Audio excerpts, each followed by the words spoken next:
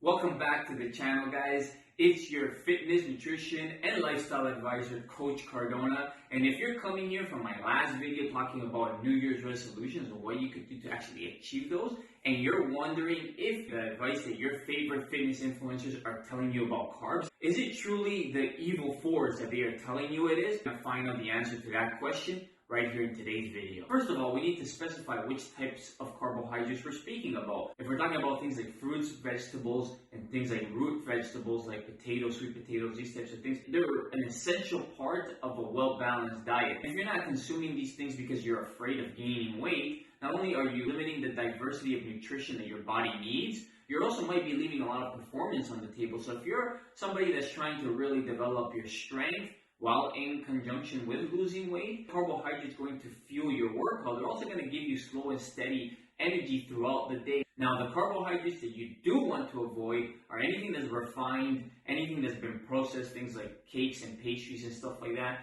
And I'm not saying that you can never eat some of this stuff, because you definitely can, but we definitely want to minimize the amount of this food that we're consuming. So most of the time, somewhere around the range of 80 to 90% of the food that you intake every week, you want to make sure they're coming from healthy sources of carbohydrates. Now, specifically for those of you that are looking to lose weight, you're also definitely not going to want to eliminate carbohydrates completely out of your diet. We just want to manipulate the percentage of carbohydrates that you intake throughout the day. So about 1/3 of your daily calories, more or less, should come specifically from carbohydrates. Now, this is going to be a general term for most people, because at the end of the day, you're going to have to do some experimentation on yourself to see what actually works specifically for you. And no cookie cutter nutrition plan is going to actually be very specific to you, although some of them are a great starting point for those beginners that don't know where to start and need some initial guidance.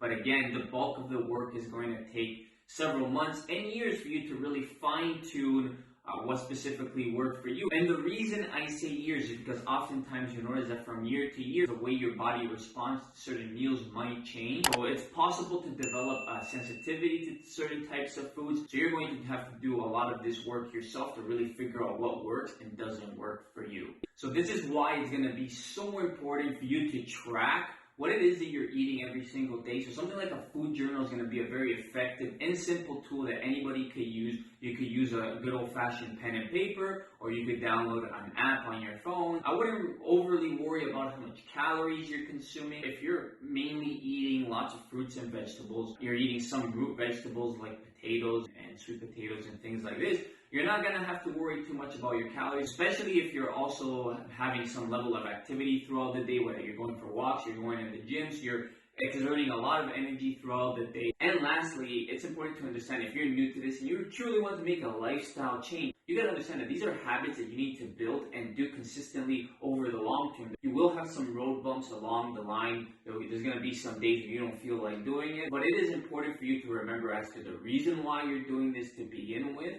and realize it is a lifestyle change. And for you to reach your ideal outcome of whether that's gaining muscle, losing weight, looking overall better, increasing your energy levels, this is going to take some time for you to accomplish this. And making sure that we build consistent, new healthy habits is going to be the key to your long-term success. So if you want to know a lot more about how to build habits and make them a consistent part of your lifestyle, watch this video up here, and I'll talk to you soon in the next video.